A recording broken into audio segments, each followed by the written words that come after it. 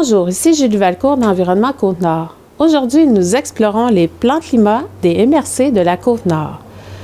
Pour découvrir ce que les plans climat peuvent apporter à notre région pour qu'elle soit résiliente et durable, plongez avec moi au cœur de cette démarche rassembleuse et orientée vers un futur prometteur.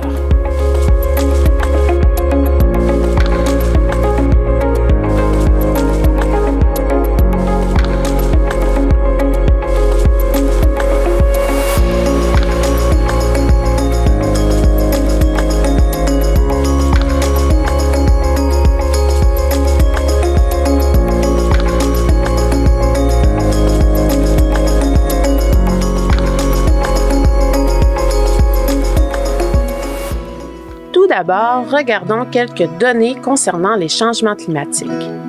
La communauté scientifique prévoyait que d'ici 2030, la température de la surface globale de la Terre atteindrait 1,5 degré Celsius de plus que la température qui prévalait avant l'ère pré-industrielle, soit la période couvrant de 1850 à 1900. Or, en 2024, la température mondiale moyenne a déjà dépassé 1,6 degré Celsius. Les dernières données montrent que c'est la première fois que ce seuil est franchi sur une année entière. En fait, 2024 a été l'année la plus chaude jamais enregistrée de l'histoire. Ces changements climatiques sont visibles partout dans le monde, entraînant des phénomènes météorologiques extrêmes, la montée du niveau de la mer, et des modifications des écosystèmes. Sur la Côte-Nord, un sondage réalisé en 2022 par Environnement Côte-Nord auprès de représentants des MRC, des municipalités et des communautés autochtones de la région révèle que 95% des répondants sont préoccupés ou très préoccupés par les changements climatiques. Ce même sondage mentionne que plus du quart d'entre eux ont subi les effets de plus de 5 aléas climatiques dans les 10 dernières années et tous ont vécu au moins un incident durant cette même période. Les aléas climatiques observés sur la Côte-Nord au cours des dernières années sont notamment les feux de forêt, l'érosion côtière, les vents violents, les précipitations abondantes, les redoux hivernaux et les événements météorologiques extrêmes. Mais comment se donner les moyens en tant que société pour prendre les actions qui s'imposent? Comment les municipalités et les MRC peuvent-elles en faire davantage pour le climat, comme le souhaitent d'ailleurs 67% des Québécoises et Québécois interrogés lors de l'étude du baromètre de l'action climatique? Eh bien, dans le cadre du Plan pour une économie verte 2030, le gouvernement du Québec a élaboré plusieurs stratégies, dont l'une d'elles est le lancement du programme Accélérer la transition climatique locale. Par ce programme, le gouvernement donne ainsi aux MRC des moyens financiers pour se préparer à répondre aux défis climatiques et à poser des actions concrètes. Lors du lancement de ce programme, les 6 MRC de la Côte-Nord ont répondu « présentes ». Elles ont décidé d'emboîter le pas en élaborant chacune un plan climat d'ici mars 2027, pour ensuite mettre en œuvre les actions qui en découleront.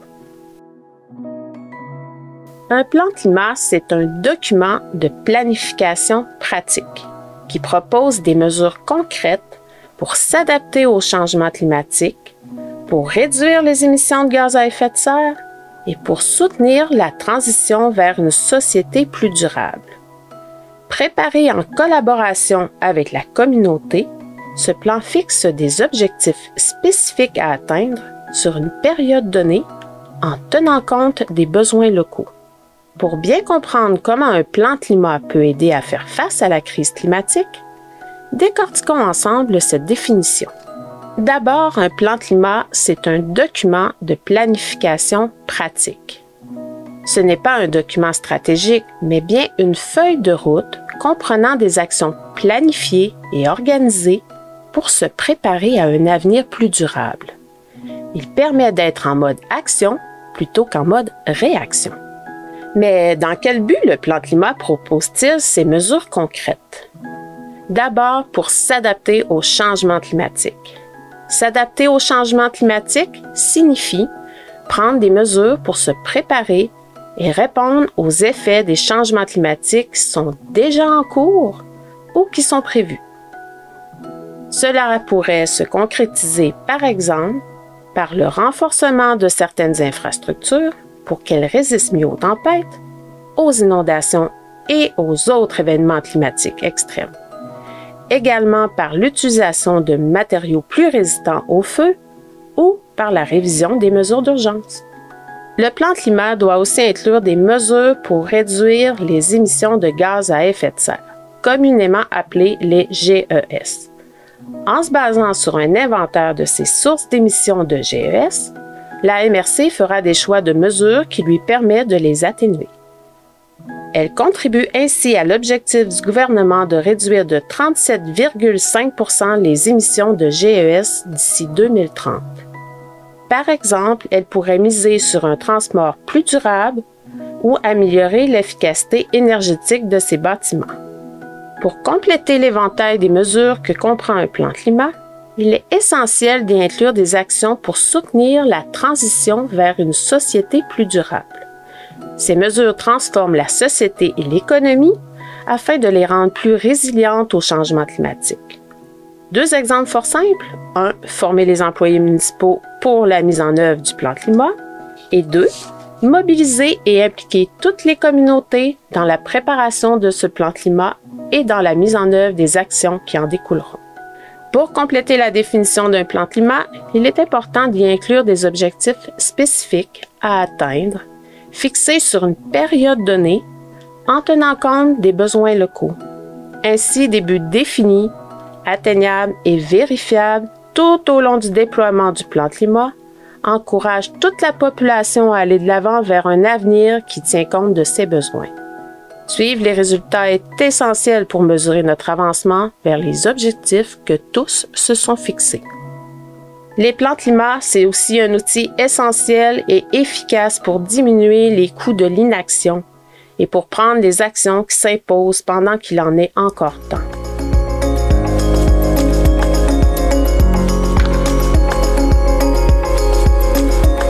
Sur la Côte-Nord, la préparation des plans climat va bon train.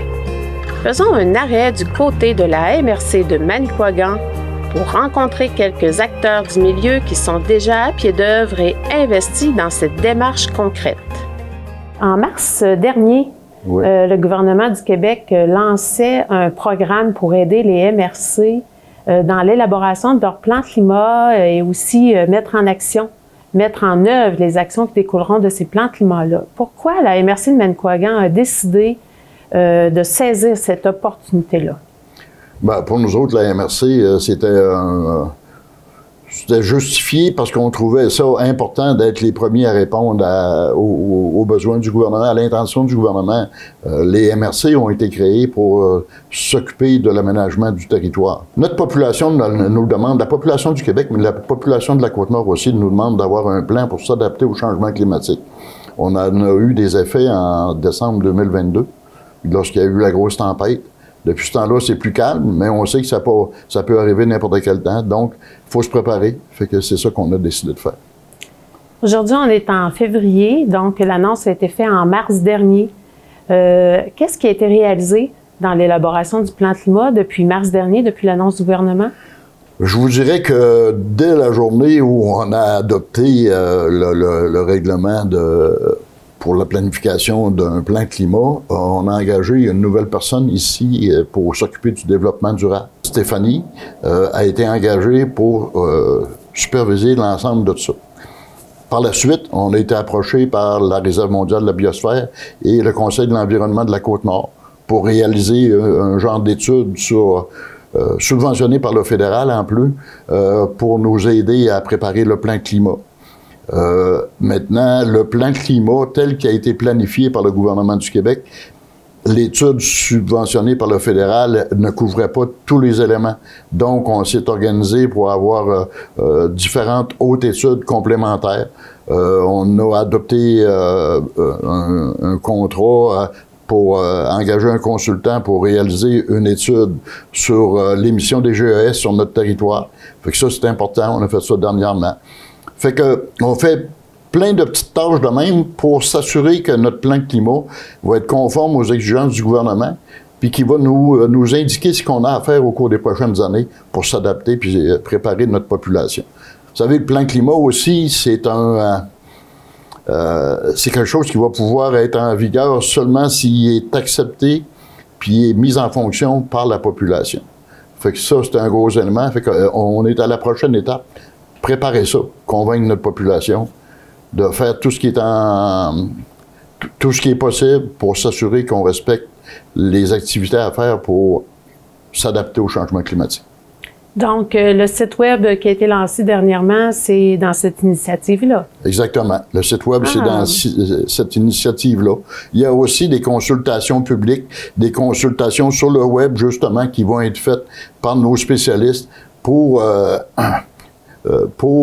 initier les gens aux bonnes pratiques pour l'adaptation au changement climatique. Fait que ça, c'est des webinaires qui vont être disponibles. Fait que on fait tout ce qu'on peut. Selon vous, pour la MRC de Manicouagan, ce serait quoi les grands avantages de faire un plan climat? Qu'est-ce que ça va apporter? Un jour ou l'autre, là, il va falloir s'adapter au changement climatique puis changer nos comportements dans la vie pour s'assurer que notre environnement demeure viable, mettons, ou vivable si c'est pas viable, vivable. Donc, faut s'y préparer. Si on commence tout de suite à prendre des bonnes habitudes, à faire les bonnes actions, ben ça va se faire comme un charme, puis ça va se passer. Fait que nous autres, on se dit, dans la Manicouagan, notre grosse qualité, puis on est des visionnaires, vous le savez, oui. On le dit, la MRC Manicouagan, terre de visionnaires, on est des visionnaires. Notre grosse qualité, c'est qu'on a un territoire de villégiature extraordinaire. On est entre le fleuve Saint-Laurent, la mer et la forêt. Fait qu'on a tout ce qu'il faut pour rendre les amateurs de plein air et de vie extérieure heureux. On a des cours d'eau incroyables, on a des lacs, des rivières. Fait que faut préserver ces richesses-là, puis il faut les utiliser à bon escient. Fait que le plan climat, il va nous aider à nous guider là-dedans.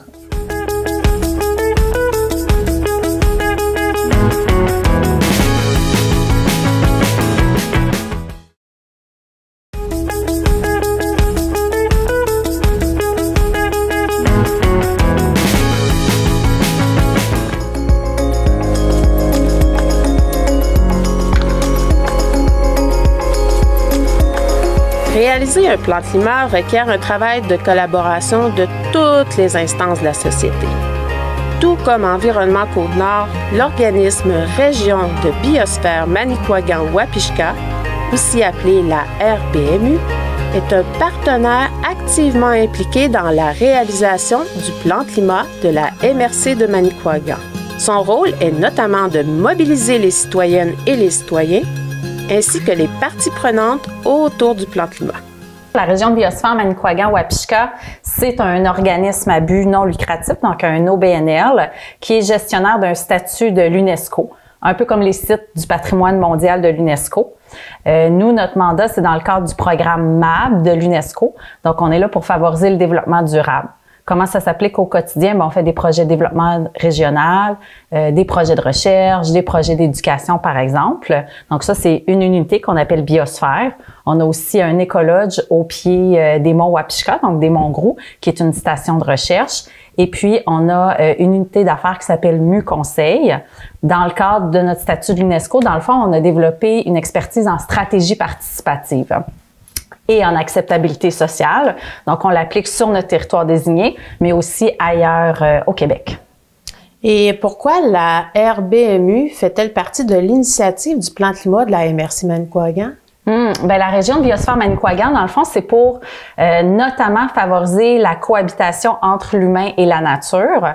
Dans ce contexte-là, en collaboration avec Environnement Côte-Nord, on avait déposé un projet au fédéral, Ressources naturelles Canada, et avait un programme pour la résilience des communautés nord-côtières. Donc, en amont des plans climat, on avait déposé une initiative qui avait été appuyée par la MRC Manicouagan.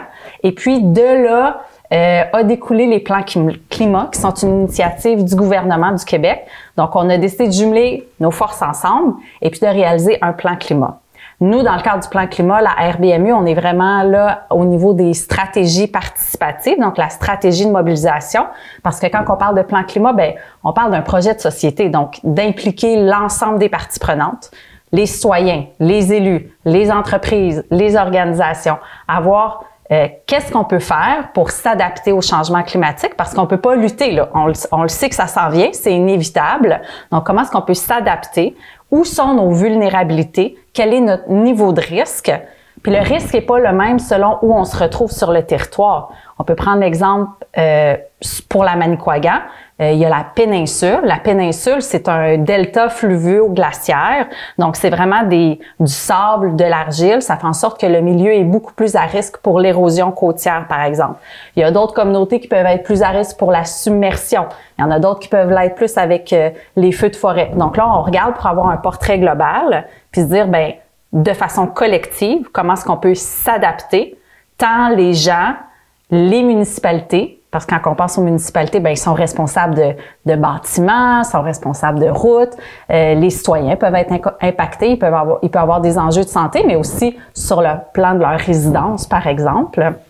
Donc, on regarde globalement comment on peut faire pour s'adapter, mais il y a un volet aussi qui s'appelle réduction GES. Donc, il n'y a pas nécessairement uniquement l'adaptation, il y a aussi l'atténuation. Donc, quel est notre bilan GES en termes de territoire? Quelle cible on peut se doter pour savoir où on pourrait réduire notre production de GES en termes de communauté? Vous parlez de mobilisation. Qu'est-ce que vous envisagez comme action concrète au niveau de la mobilisation pour le plan climat de la MRC de Manicouagan? Bien là, on est au tout début de la démarche. Donc, ce qu'on a fait, c'est une présentation pour commencer au Conseil des maires, parce que le Conseil des maires a appuyé ce projet-là, cette initiative-là d'adaptation et l'initiative de plan climat aussi globalement. Donc, séance après ça avec l'ensemble des conseils municipaux, parce qu'on veut un leadership local pour que les gens soient conscients de ce qui s'en vient. Les municipalités vont avoir besoin de collaborer. Par exemple, il va falloir qu'ils fournissent leur facture d'essence pour savoir, ben, une municipalité, ça consomme combien de GES? Quelle sorte de système de chauffage avez-vous pour vos bâtiments? Fait que quand on parle de mobilisation, ben, en premier lieu, c'est mobiliser les municipalités en soi, qui sont des gros acteurs dans le cadre des plans climat. Mais les citoyens aussi, on en a parlé, les citoyens peuvent être impactés en termes d'adaptation.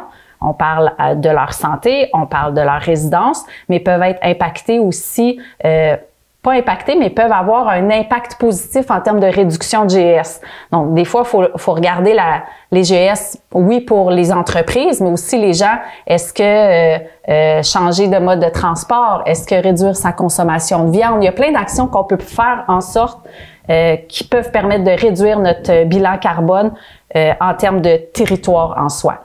Fait que pour les municipalités, on fait des rencontres présentement avec les élus, mais on va rencontrer aussi l'ensemble des employés municipaux pour voir quelle façon on pourrait s'adapter et atténuer. Mais aussi avec les citoyens, on va faire des rencontres, on va faire des ateliers un peu comme on fait pour Ma Ville, Ma Voix, donc avec des stratégies participatives pour recueillir, c'est quoi les idées qu'est-ce qui les préoccupe? Tu sais, qu'est-ce qui les préoccupe en termes d'adaptation au changement climatique? Y a-t-il des aléas climatiques qui les préoccupent plus que d'autres? Puis ensuite, qu'est-ce qu'on pourrait faire pour réduire notre bilan GES? Les gens les plus qui connaissent le mieux le territoire, c'est ceux qui y vivent. Donc, on veut vraiment travailler ce plan climat-là avec les gens, parce que c'est la meilleure façon pour faire un plan collectif qui va être ensuite appliqué. Nous avons constaté que la MRC de Manicouagan travaille en collaboration avec des partenaires pour élaborer un plan climat complet. Plusieurs acteurs du milieu sont impliqués, que ce soit en Manicouagan ou dans les autres MRC de la Côte-Nord. La direction de santé publique du CI3S de la Côte-Nord est également engagée dans ce processus. C'est quoi le lien entre la santé publique et les changements climatiques? En fait, les changements climatiques menacent la santé, le bien-être et la qualité de vie de la population. Et on s'est rendu compte que certaines personnes plus vulnérables subissent des conséquences un peu plus importantes. Je donne un exemple. Sur la Côte-Nord, dans les 2 dernières années, on a eu des feux de forêt avec des épisodes de mauvaise qualité de l'air. Ces feux de forêt ont entraîné des évacuations de la population dans 7 rivières. Et ces situations-là, ça a des impacts sur la santé de la population, ça a des impacts sur la cohésion sociale. Je donne un exemple simple. Quand on parle d'effets sur la santé, dans ces épisodes-là, c'est une augmentation des symptômes respiratoires et cardiaques, donc plus de consultations aux urgences pour ces situations-là. C'est l'augmentation des situations d'insomnie, de l'anxiété. Donc, c'est vraiment des impacts qui sont comme psychologiques qui se rajoutent à ça. Et quand on prend les feux de forêt et la mauvaise qualité de l'air, on sait que les jeunes enfants, les personnes âgées, les gens qui souffrent de maladies chroniques comme le diabète, les maladies du cœur, les maladies des poumons, ces gens-là vont être plus à risque de développer des conséquences sur la santé. Donc, c'est important que ces gens-là puissent poser des actes pouvant leur permettre de réduire leurs risques. Et le rôle de la santé publique dans ce dossier-là, c'est vraiment nous assurer de la protection et de la promotion de la santé de la population. Ah, je comprends bien. Donc, mais au sein de la direction de la santé publique comme telle, c'est quoi les démarches qui sont en cours? Pouvez-vous nous les détailler, les démarches en lien avec la lutte au changement climatique sur la Côte-Nord? C'est quoi ces démarches-là? Oui, en fait, la lutte au changement climatique, ça touche tous nos services de santé publique. Et je vais vous résumer quelques éléments. Actuellement, on travaille sur l'appréciation des risques en lien avec les changements climatiques.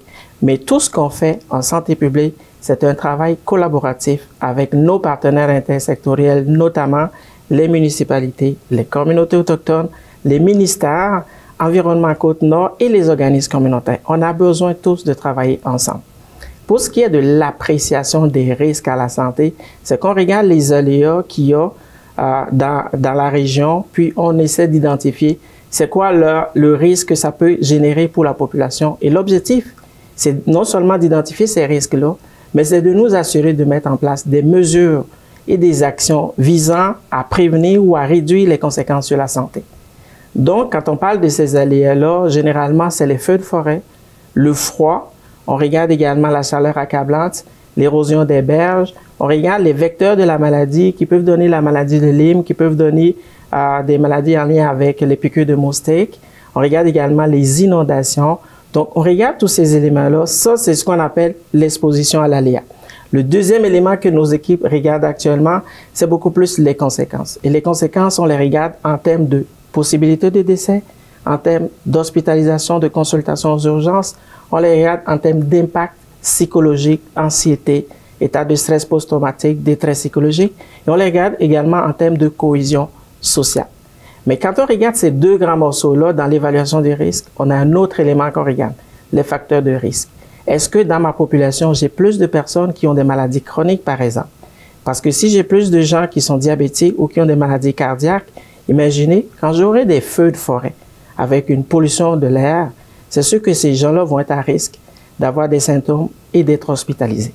Donc, on tient compte de ces éléments-là et on regarde également c'est quoi les mesures que les municipalités ont déjà mises en place. Imaginez une municipalité qui a déjà fait, par exemple, une cartographie des zones qui sont à risque de feux de forêt. Ça, avec cette cartographie, et si la municipalité met de l'avant des mesures pour réduire, par exemple, la progression des feux de forêt, ça, c'est des mesures d'adaptation. Donc, on va tenir compte, c'est quoi les mesures d'adaptation en lien avec chaque aléa que la municipalité a déjà mis en place. Donc, il y a le volet vraiment appréciation du risque, c'est ça que je viens d'expliquer. Il y a un autre volet qui est très important, c'est tout ce qui est promotion des saines habitudes de vie. Parce qu'on le sait, ces saines habitudes de vie-là, on prend la marche, le vélo quand c'est possible, ou la saine alimentation, ce que ça fait, ça a un effet positif sur la santé et ça a un effet positif sur l'environnement. Parce que quand je marche ou j'utilise un vélo, j'émets pas de gaz à effet de serre. Donc, je contribue à la lutte au changement climatique. Au niveau plus spécifiquement des plans climat, des MRC de la Côte-Nord, comment s'articule le rôle de la santé publique au sein de tout ça? Oui, en fait, pour le plan climat, nous, on travaille étroitement avec Environnement Côte-Nord pour accompagner les municipalités dans l'élaboration des plans climat. Donc, la santé publique va fournir des données sur tout ce qui a rapport avec l'état de santé de la population pour chaque MRC, les conséquences à la santé qui sont connues pour chacun des aléas. Donc, les MRC auront ça. Puis, on va être disponible avec Environnement Côte-Nord pour accompagner le processus de consultation de la population sur les aléas et également sur les mesures d'adaptation qui vont être identifiées par les partenaires. Donc, pour nous, c'est important de cette collaboration-là. Et en plus de ça, on a mis en place un comité de travail avec Environnement Côte-Nord, le ministère de l'Environnement, pour vraiment soutenir toutes les municipalités de la Côte-Nord. Donc, ça va être un espace pour que les gens se partagent les bons coups et les défis en lien avec la réalisation des plans climat. Sur le territoire de la MRC de Manicouagan, l'implication citoyenne sera au cœur de la réalisation du plan climat. Pour vous informer sur l'état d'avancement et sur les activités à venir et en cours, rendez-vous sur le site web de la MRC, le site web du plan climat à climatmanicouagan.com. La Direction de santé publique du CI3S de la Côte-Nord partage également des informations fort intéressantes à l'égard de l'adaptation au changement climatique via leur site Internet. Les autres MRC de la Côte-Nord, soit Haute-Côte-Nord, Sept-Rivières, Mingani, Golfe-du-Saint-Laurent et Kaniapisco, ont aussi amorcé leur démarche d'élaboration des plans climat en collaboration avec divers acteurs du milieu. D'ici mars 2027, c'est donc toute la Côte-Nord qui sera mobilisée pour assurer la réussite de ces plans climat. Nord-Côtière et Nord-Côtier, vous êtes invités à participer activement à leur préparation. Des consultations et des activités citoyennes seront organisées partout sur le territoire et celles-ci seront au cœur de la préparation de chaque plan climat. Notre Côte-Nord rime avec nature exceptionnelle et milieu de vie de qualité. Agir aujourd'hui, c'est transmettre cet héritage aux générations futures. Au-delà des plans climat, n'oubliez pas que chaque geste que vous posez pour l'environnement compte. Ensemble, nous faisons la différence. Restez à l'affût pour une autre émission à caractère environnemental.